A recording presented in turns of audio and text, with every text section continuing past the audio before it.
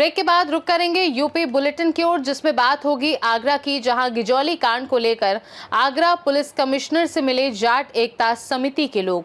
साथ ही बात होगी बांदा की, जहां मां कालिंद्री सेवा संकल्प समिति बेंदा के सदस्यों ने थाना तिंदवारी पर आज जगह जगह परचून की दुकानों पर बिक रही शराबों पर अंकुश लगाने के लिए थाना प्रभारी को दिया ज्ञापन। ऐसी तमाम खबरों पर विस्तार से करेंगे चर्चा। आगरा जनपद के थाना खंडोली क्षेत्र में 14 तारीख को दो समुदाय में हुई घटना को लेकर आगरा पुलिस कमिश्नर दीपक कुमार से मिले जाट एकता समिति के लोग और सपा सांसद रामजी लाल सुमन के बयान पर जाट समाज के लोगों में आक्रोश है। पुलिस कमिश्नर दीपक कुमार ने जाट एकता समिति के लोगों को आश्वासन दिया कि निर्दोष लोगों पर कोई कार्रवाई नहीं होगी। जाट एकता समिति के लोगों ने पुलिस कमिश्नर दीपक कुमार का आभार व्यक्त किया। जाट एकता समिति के अध्यक्ष ओम प्रकाश सिकरवार, युवा अध्यक्ष doctor Mahesh Chaudhary, doctor RS Faujdar, Guddu कुंतवल, छात्रपाल फौजी एवं काफी संख्या में जाट एकता समिति के लोग मौजूद रहे। मैं डॉक्टर महेश चौधरी, युवा मोर्चा का राष्ट्रीय अध्यक्ष, जाट एकता समिति जनपद आगरा।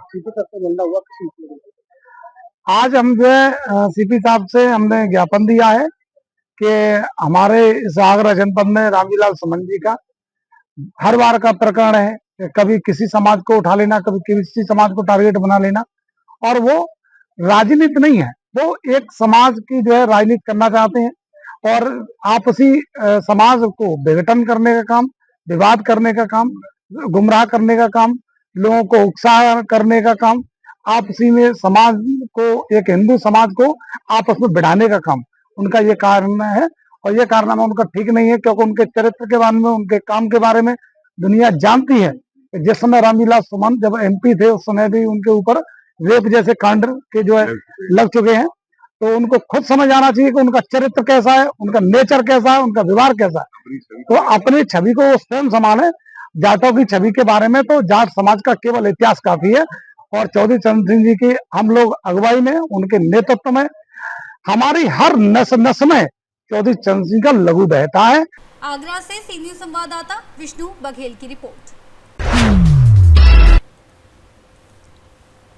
आज अपर पुलिस महानिदेशक रेलवे प्रकाश डी द्वारा GRP थाना आजमगढ़ के नवनिर्मित थाना भवन और प्री फैब्रिकेटेड बैरक का विधिवत उद्घाटन किया गया।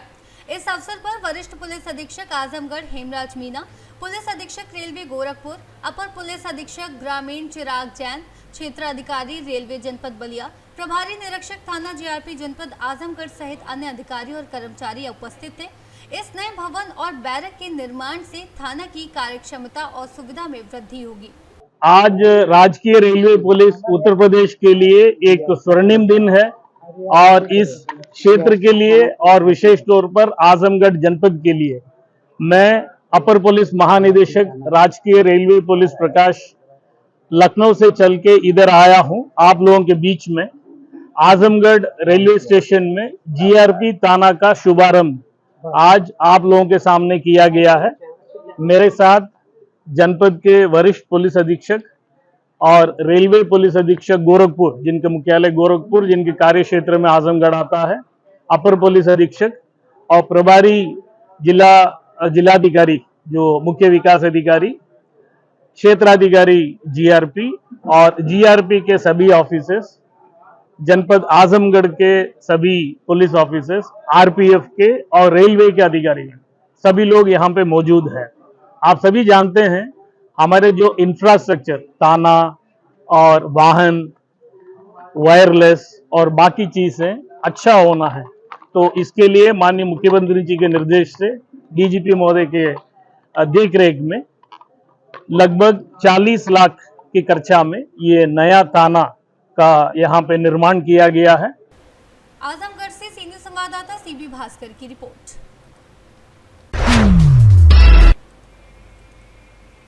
उगैती बदायूं क्षेत्र के विभिन्न स्थानों पर प्रधानमंत्री नरेंद्र मोदी का जन्मदिन धूमधाम से मनाया गया।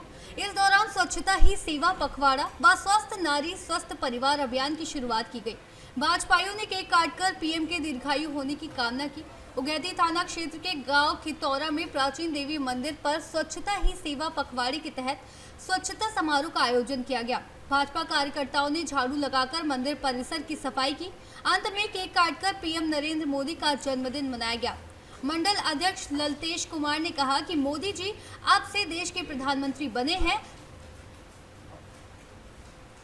मंडल अध्यक्ष ललतेश कुमार ने कहा कि मोदी जब से देश के प्रधानमंत्री बने हैं तब से भारत में एकता संप्रभुता बढ़ी है। इस दौरान मंडल अध्यक्ष ललतेश कुमार, अरुण भारद्वाज, सत्येंद्र सिंह, संतोष कुमार, योगेश गिरी, प्रेमपाल, हर्षित गुप्ता, चिराग गुप्ता, मयंक राठौर, अंकित कुमार सहित दर्जनों कार्यकर्ता मौजूद रहे। बदायूं से सी न्यूज संवाददाता अवीश शर्मा की रिपोर्ट। बांदा में मां कालिंदी सेवा संकल्प समिति के सदस्यों ने थाना तिंदवारी में परचून की दुकानों पर शराब बिक्री पर रोक लगाने के लिए ज्ञापन सौंपा। समिति के सदस्य नशीले पदार्थों के खिलाफ जागरूकता रैली कर रहे थे, जिसमें कई दुकानों पर अवैध शराब बिक्री की शिकायत मिली। कुछ कार्यकर्ताओं को धमकी और जान माल का खतरा भी बताया गया। थाना प्रभारी ने 2 दिन में समस्या का समाधान करने का आश्वासन दिया है। भैया क्या नाम है आपका? नवरत्न सिंह। कहाँ से आए हैं, आज कहाँ आए हैं? हम बेंदा से आए हैं। हम माँ कालिंदी सेवा संकल्प समिति से हैं। मैं अध्यक्ष हूँ। ये हमारे सहयोगी साथी हैं, सदस्य हैं। कहाँ हैं? यहाँ ज्ञापन देने आए थे। ये जो क्षेत्र में हमारे क्या नाम है, घर घर बिक रही है। दुकान हर किराना स्टोर में अवैध दारू की शराब बिक रही है, ठेकेदारों के द्वारा बिकवाई जा रही है। उस संबंध में ज्ञापन देने आए थे। दे दिया ज्ञापन? हाँ, क्या आश्वासन मिला? आश्वासन थाना प्रभारी महोदय यहाँ है नहीं, वो गए हैं मीटिंग में। उन्होंने ये कहा कि चौकी प्रभारी बेना घाट हैं, उनको दे दीजिए, उनके माध्यम से मैं ले लूँगा। 2 दिन का आश्वासन दिया कि 2 दिन में आपके आवेदन में कार्रवाई होगी। 2 दिन के अंतर्गत 2 दिन के अंतर्गत कार्रवाई होगी।